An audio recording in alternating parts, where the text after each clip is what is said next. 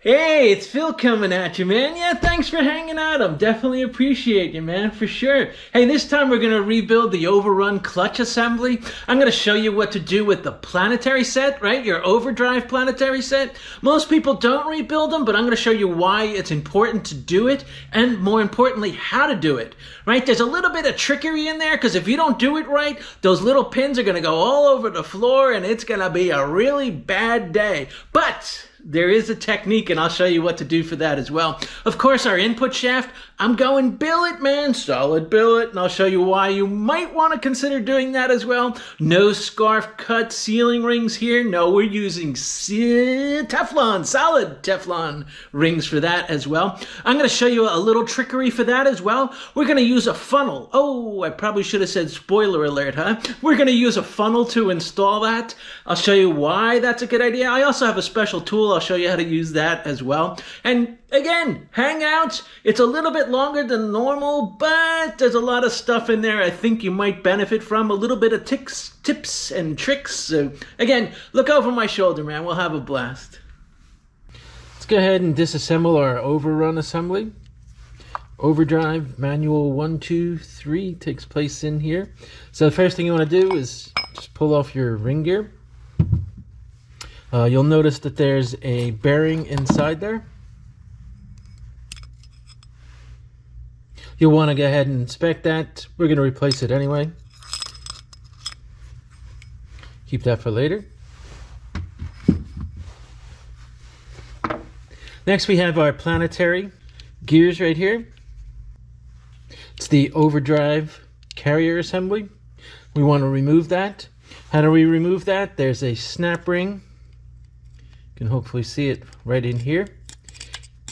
It fastens to the input shaft. Here's a separate input shaft. This is a billet one we're going to replace, but the snap ring fits into this groove right here.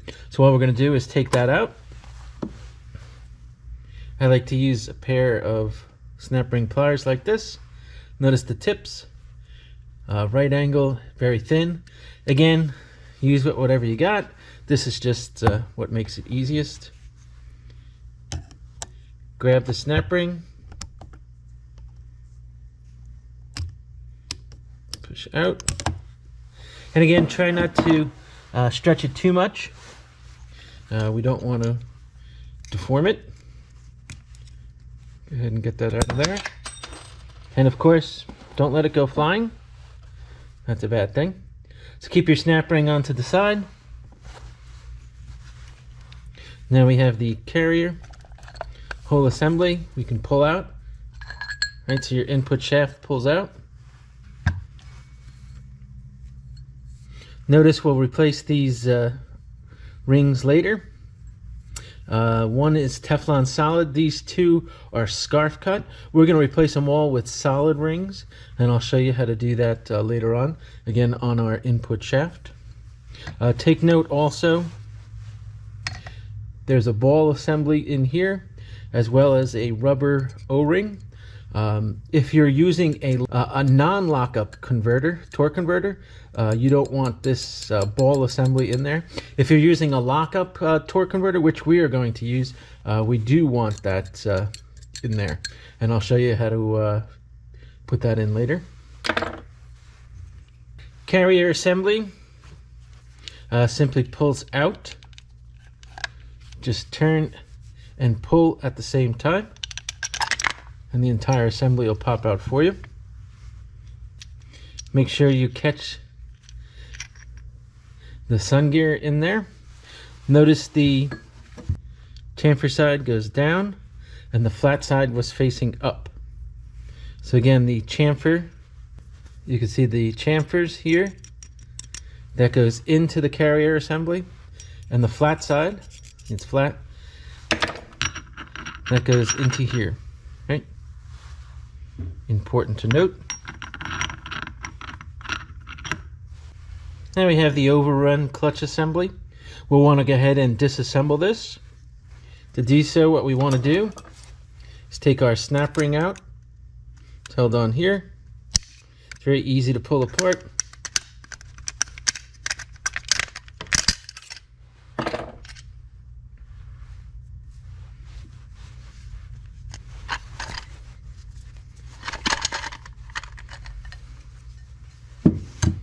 And you'll notice inside there,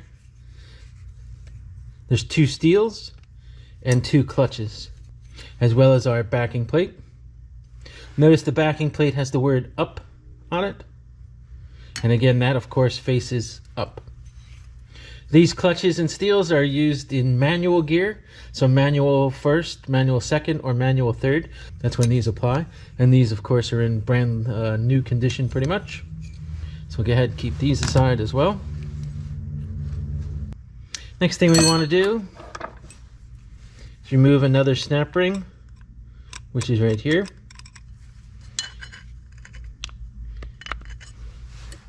We'll do it the same way, again with our right angle. And it's easiest to push down on the cam assembly, take the pressure off of it, and you'll see it comes right off of there. Put it with the other one. Now we could take our cam assembly, take our overdrive roller clutch cam, as well as the overdrive clutch roller assembly. We'll go ahead and replace this, so we don't need that as well. It's always a good idea to replace it.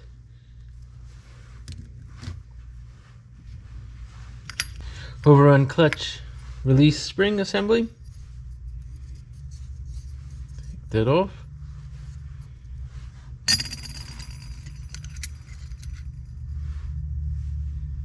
Then we have the wave spring. Again, quick inspection. Then we have the piston assembly. All I'm doing is pulling up here. Piston assembly here. Just pulling it out. Like so. This assembly right here has two lip seals. One on the outside, and of course one on the inside. So you're going to want to go ahead and replace both of those. Then we have the overrun clutch assembly itself.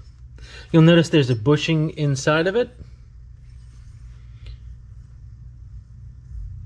Generally speaking, this bushing doesn't take too much wear.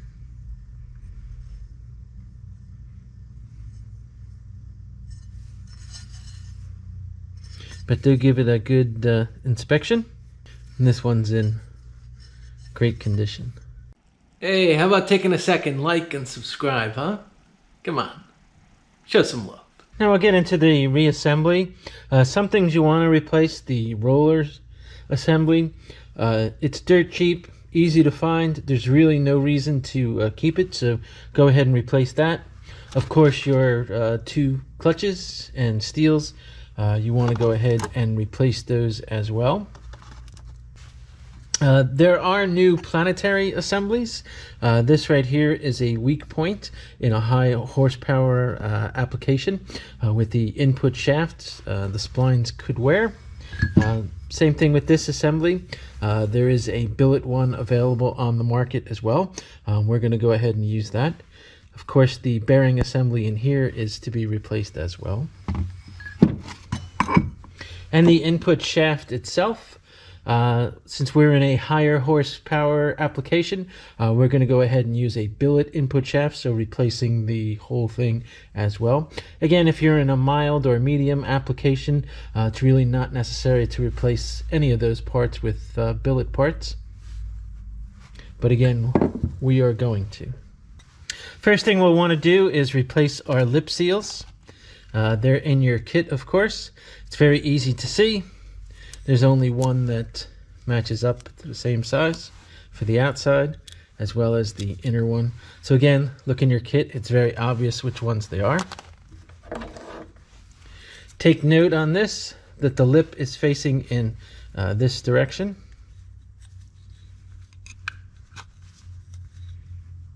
As we remove the large one. Notice the lip is facing like so, right, facing out. So our new one will go in like so. Right, so take your old one off. Again, give it plenty of lube. We'll use the red Chan's gel as usual. I'll just use my fingers to apply the lube.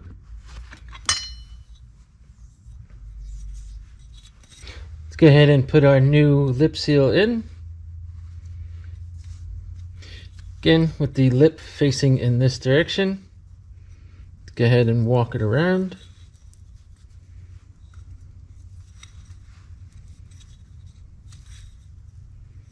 All the way around.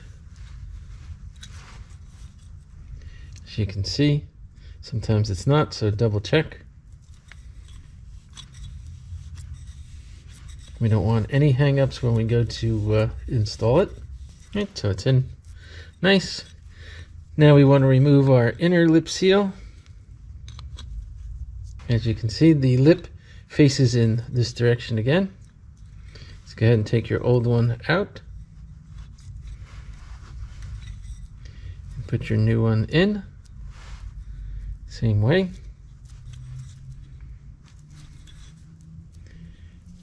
Going all the way around. Sure not to get it twisted, and you should be good to go. Now we want to go ahead and mount our piston into our assembly.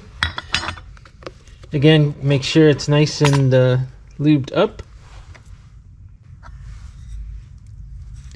You want the piston assembly, of course, well lubed. All of your lip seals, nothing dry. Again, more is better. Of course, if you have a little brush, don't be a slob like I am. Then, of course, the assembly itself, where the piston rides, the lip seal rides. You want to make sure that it's well lubed. And, of course, where the inner rides as well.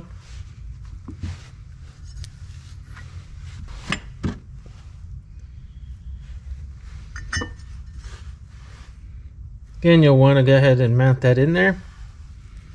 Now, of course, you don't want the lip seal to catch onto here. So again, we'll use our lip wizard tool, as we did with some of the other clutch assemblies. Video 10, 11, 12, all of those. So your assembly mounts just the way we took it off, of course, like so.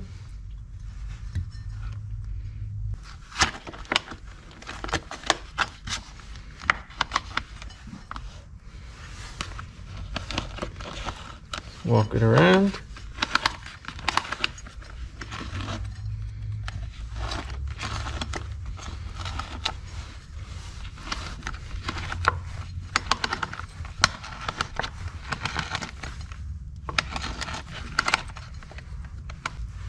.5/1000 tool. Feeler gauge. It's a big help.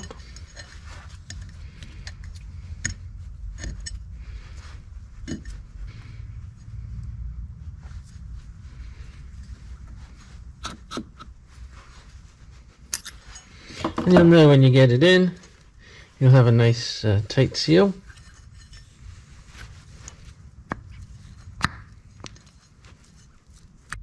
Once you get your piston in, make sure it's nice, use freely. And what we'll want to do is take our two steels and of course our frictions, and you'll want to go ahead and put those into our assembly. First up, of course, take one of your steels, put it in. Next up, a clutch. Again, you want to soak those for about a half hour. That hopefully goes without saying at this point. Another steel. And of course, another clutch. Then you want to take your backing plate. Again, you can see the word up there. Up goes up, of course. If you forget, shiny part goes down. Mount that in there. Then, of course, the snap ring. Again, it's doesn't matter which direction you install it in. This way, whatever. Just go ahead and put it in. Of course, that fits in the grooves. If you can see that, there's grooves there all the way around. That fits into there. Find a convenient starting point and go ahead and push that in. Working your way around. It's easy just to use your pick tool. Go around.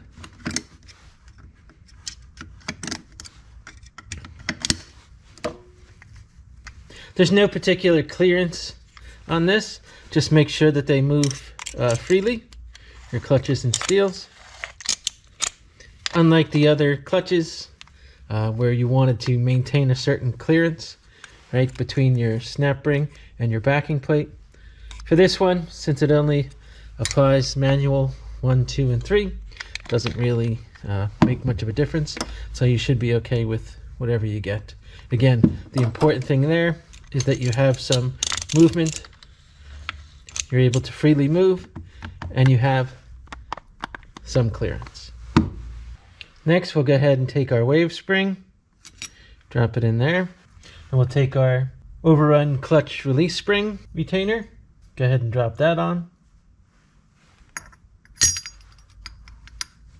I'm going to take your roller assembly. Notice the little pins. Those pins. These pins, they go down this direction. And what they do is they fit on the bottom of the cam assembly. So the cam assembly will hold that in place. Like so. Make sure all the rollers are intact. Everything's in good shape. Again, this is a brand new roller assembly. Go ahead, take your cam and push it down onto here.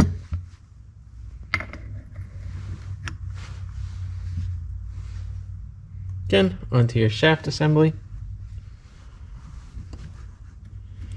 You should get decent flex because of course the wave spring is down there.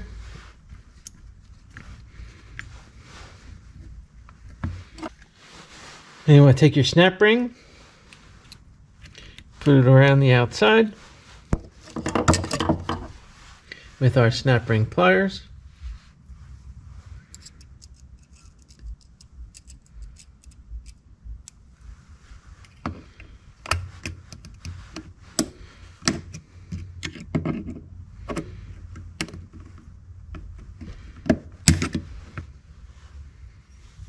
Again, take your gear with the flat part, and it makes a nice pressing tool.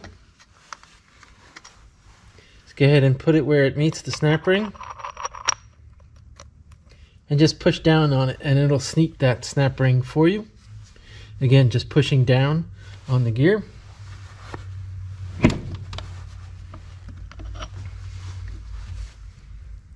And see, it seats it right there for you. Again, an easy method to seat that snap ring. Make sure it's nice. It's inside your groove. So we're good. You want to take the sun gear, the flat side. Flat side goes down.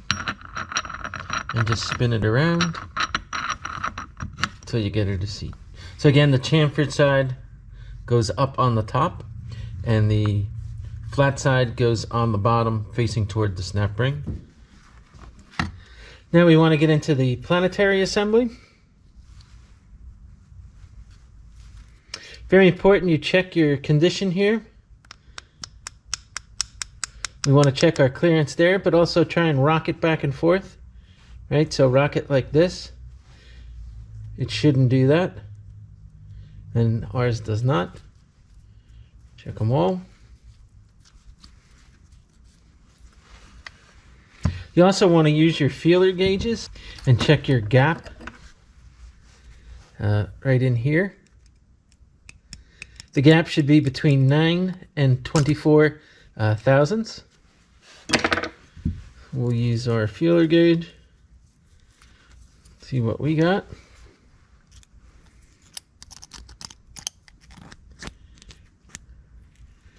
See, our 10 fits in there, no problem. Let's try our 24. 24 barely goes in there.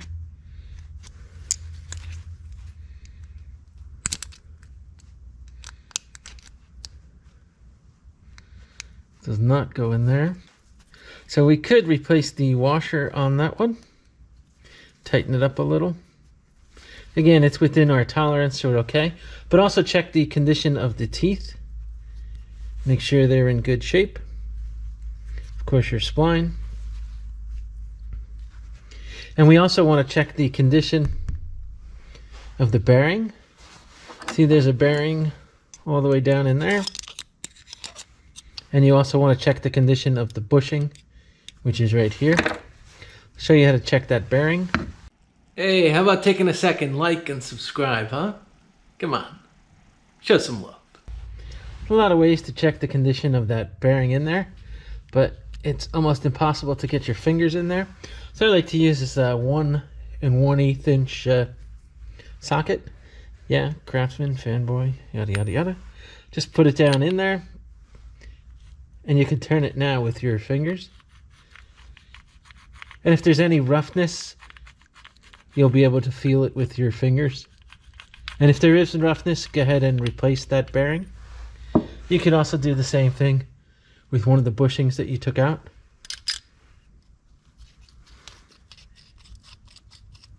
You can also feel that bearing movement.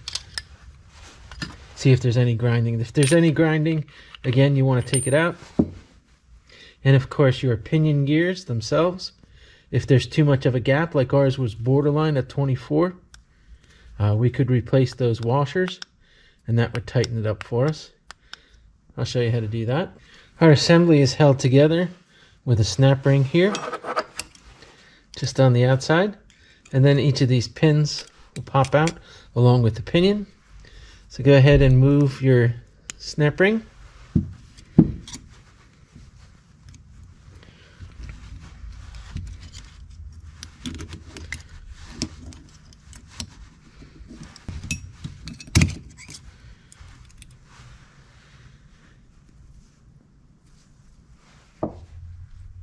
Next up, we want to pull out our pins.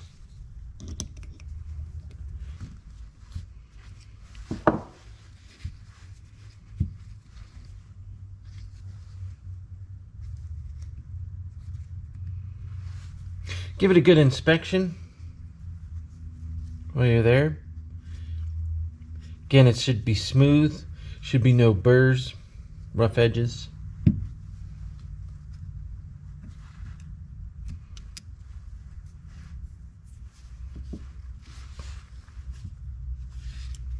Be careful when you take these out, as the needle bearings might shift on you, as you can see.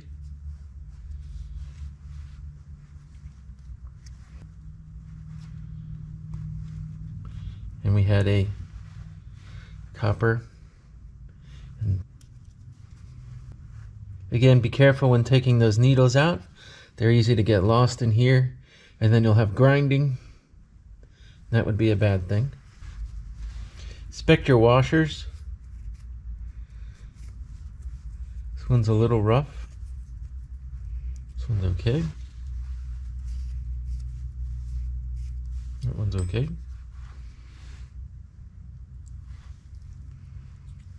Here's the other metal one. Also okay. And there's all the needles. Inspect your gear.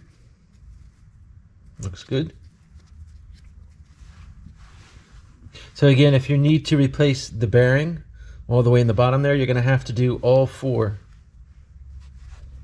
of these out. Now when you go to put these back, it's going to be very tricky to get all these needle bearings to seat and still get the pin in. But there's a trick to that. I'll show you that once I get this cleaned up. Take our calipers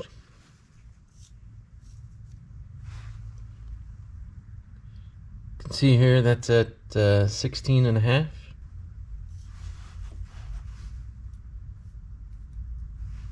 That one's at 25.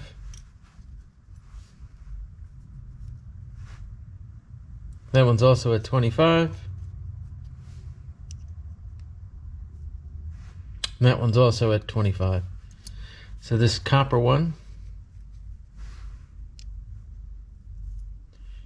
seems to have spun, perhaps.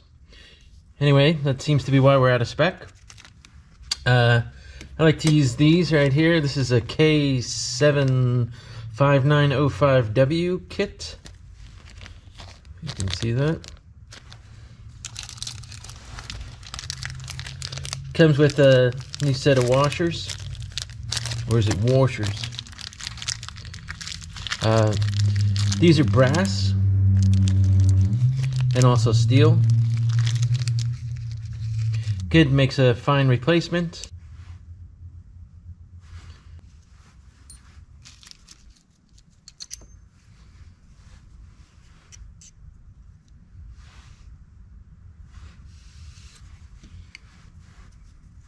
So at a minimum for this one, we'll go ahead and replace it with a thicker washer.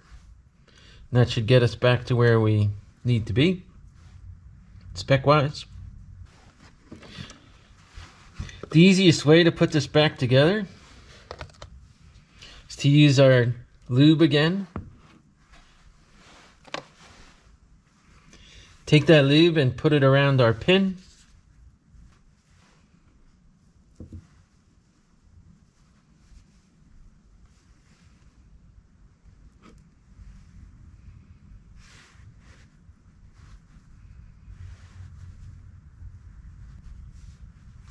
Being very generous with it.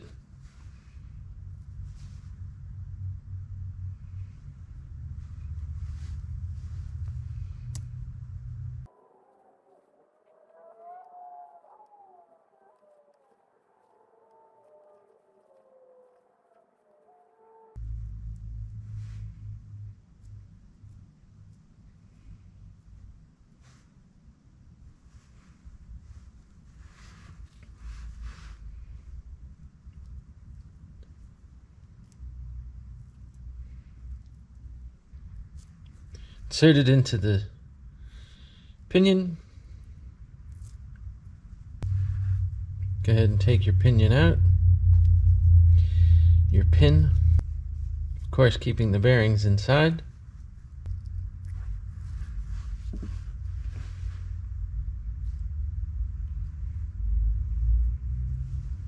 Now once you've got them in there, there's a trick to it. What you want to do is take your fingers, push them on the ends, and go in opposite directions. So in other words, this finger goes this way and this finger goes that way. Right, so opposite directions, and twist them. And once you got it there, they're not going anywhere. So again, that's the key to get these to holding in there. Twist your fingers in opposite directions while pushing it in. If you don't do that, trust me, it'll turn into a pain in the butt. Big time. Now when we're putting back in our washers, or washers if you prefer, the metal goes towards the pinion gear. Right? And your brass or copper goes towards the housing on both sides.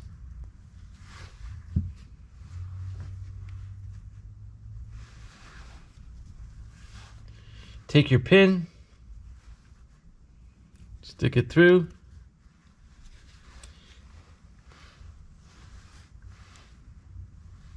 Again, the metal goes towards the gear.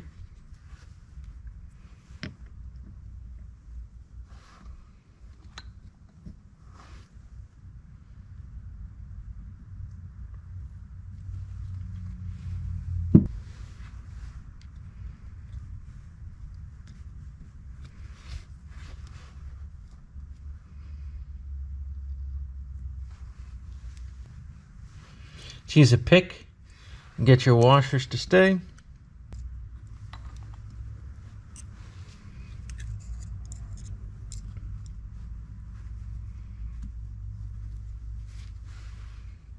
Right, once you get it in there,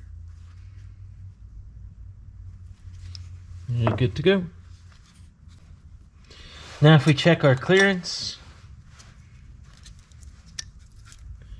our 24 should no longer come close to fitting. Here's a 21, for example.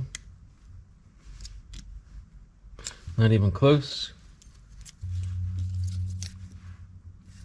Try a 13.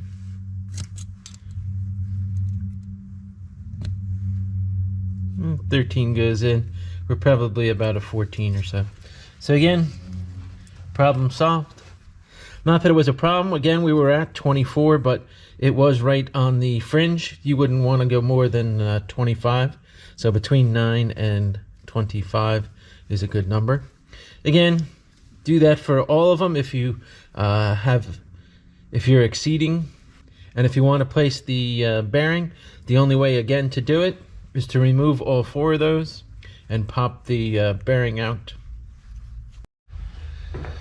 Another point to note, make sure that these slits, right, the half slit, make sure that it's facing the ring and not the circle part being over there. Otherwise, you're not going to be able to get the C-ring over them. So again, just take your C-ring, snap ring, push it back into your groove.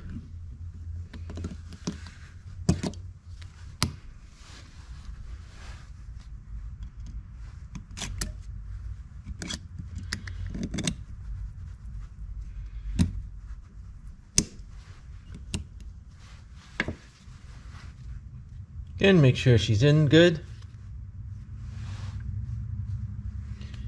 And we're good to go again.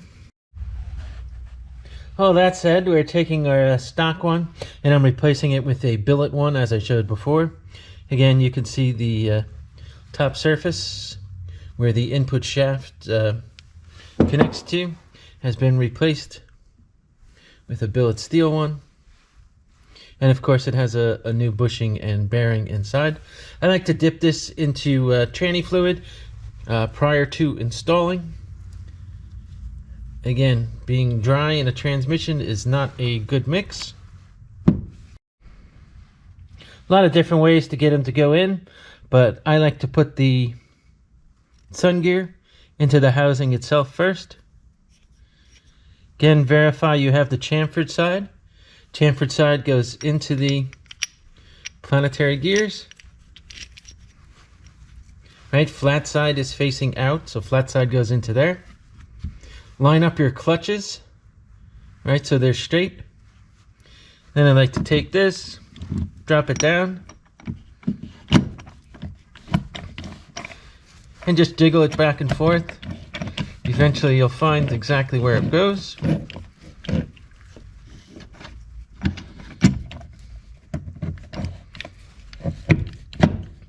Twist over, and eventually you'll get it. Notice when you get it there, you're on the locked on one. It'll only turn in one direction, which of course is counterclockwise. Again, your roller assembly is stopping it from moving the other direction, so it'll only go one way. Hey, how about taking a second, like and subscribe, huh? Come on, show some love. Now what we want to do is get our solid rings, Teflon rings, onto our input shaft. 1, 2, and 3. If you're using a stock setup, you could probably get away with the scarf cut O-rings. They simply apply in there. Notice this is the wrong way to install it. This is the right way to install a scarf cut. Again, scarf cut, they're just easy, cut on an angle. So they go this direction, obviously not that direction. And you'd want to just install 1, 2, and 3. Same place where you took them off. If you're using the solid ones, which is going to give you a better seal, what you want to do is you have to stretch those. They're obviously not going to fit onto the shaft because the shaft is wider. So what you need to do is use a funnel, for example. Here's just a regular transmission fill funnel. What you want to do is take the end of the ring, find the right diameter. Right, the diameter is roughly around here, for example. So just put a pen mark right there, and then go ahead and push your ring down so that it stretches to that diameter, and then you'll be ready for it. As an alternative, you could also use the J tool, which is part number J29696-1. And what this is an O-ring, a solid Teflon ring stretcher. What you want to do is lube it up good with some transmission lube so that it slides over there nicely. Then what you do is take the ring, and this fits over the edge like so. Right, so then you'll slide the ring down and just drop it into the loop. And to do the other side, just flip it around, drop it into the loop as well, into the gap. So to just stretch it, what you want to do is take it and just push it down carefully. Again, if you're using the funnel method, you'll do it the same way. Again, just push it all the way down the tube. Now you can see the diameter is stretched on it. Now what we can do is apply it right down onto the shaft.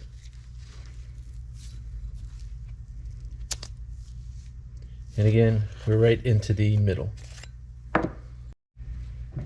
Once you get the ring on there, you need to size it. In other words, shrink it back down. There's a couple different ways. There's a tool for it, of course. That's J29696-2. So it's kind of a two-piece kit. Right, that's the official tool. And the way this works, take your larger end, just push it onto the top there, and go around, pushing it on. And what's that doing is sizing. That's one way. Then of course you could also use just a regular Ziploc bag. I think that's what most people are probably doing. And what you'll want to do is wrap it around so that you're not damaging it. And then just take a muffler clamp, for example. And what you want to do is put it onto there, over it, and just tighten it down and let it sit for a while. And again, that'll size it in there as well. And once you get it pre-sized, the easiest way to get it to your final size is to just use your old stator support. Right, we took that out of our pump assembly. But again, you could use it directly in the pump. Give it some nice lube.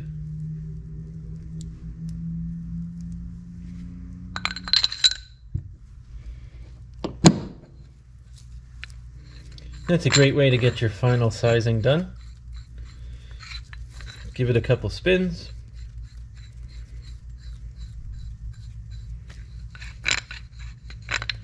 When you take it out, give it a quick inspection.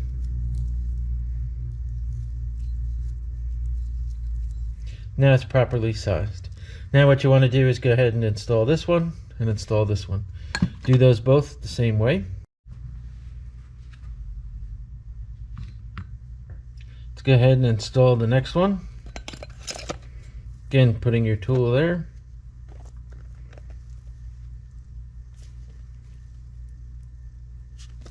Slide your ring down.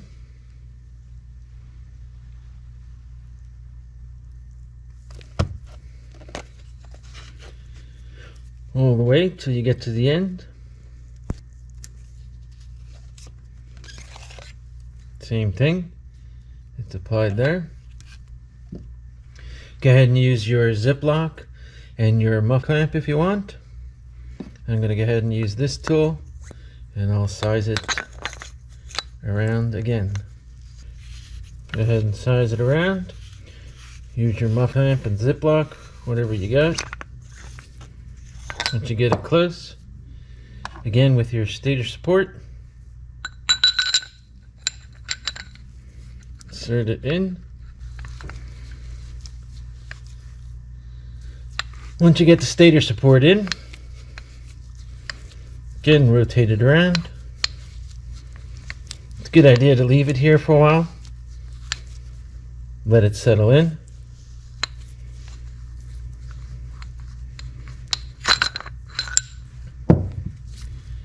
Head and remove it. And let's take our third ring. Same situation. Slide it down the shaft. All the way to the end. This time we're going here.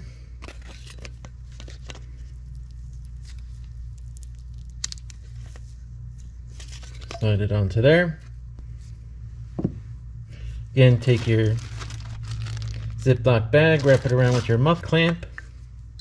Or, of course, take this tool, wrap it around there. Same methodology.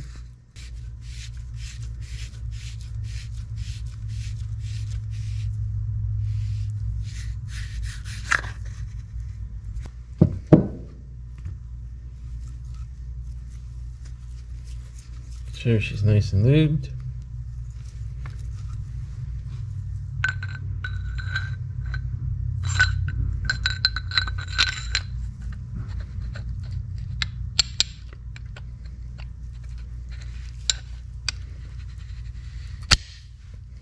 Twist her around.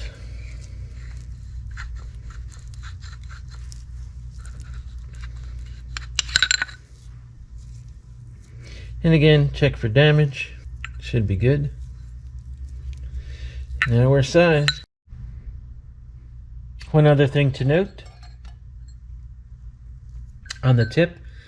Again, remember if you're using the billet forward drum, you'd want a tip that was this long so that it'll fit in it.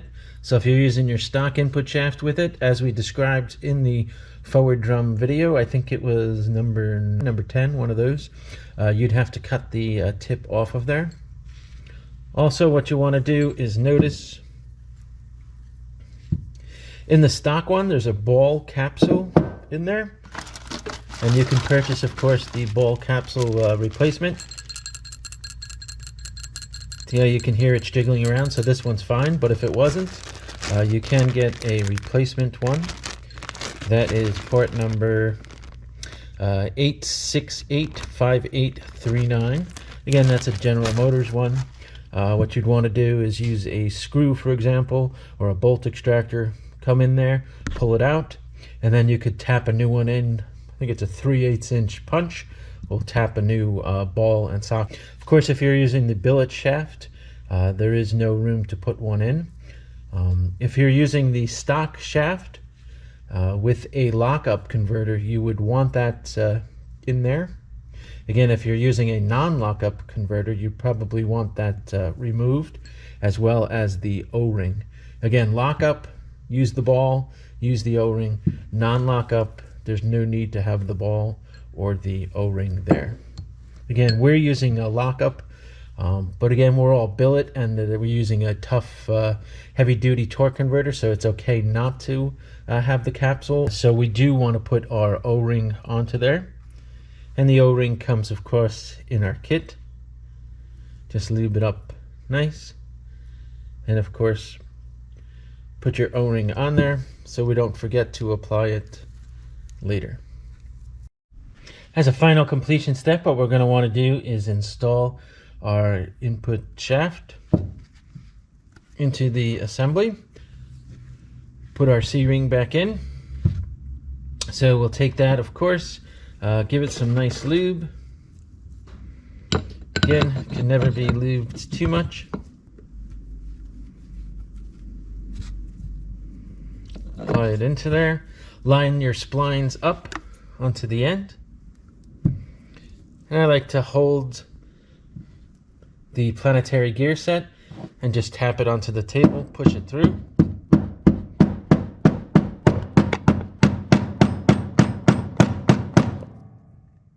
Sometimes it's a little tricky to get the splines to line up. Once you do get it lined up, which we certainly are, Again, making it past the sealing rings. Go ahead and take your snap ring pliers. Put your snap ring onto there.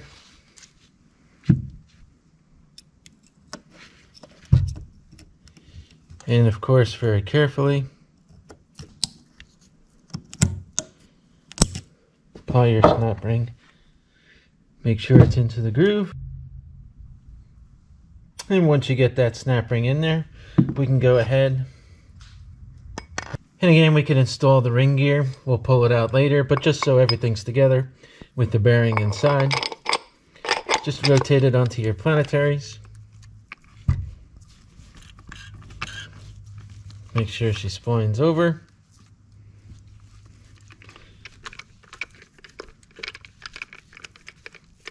And again, just to keep everything together. And we are good to go.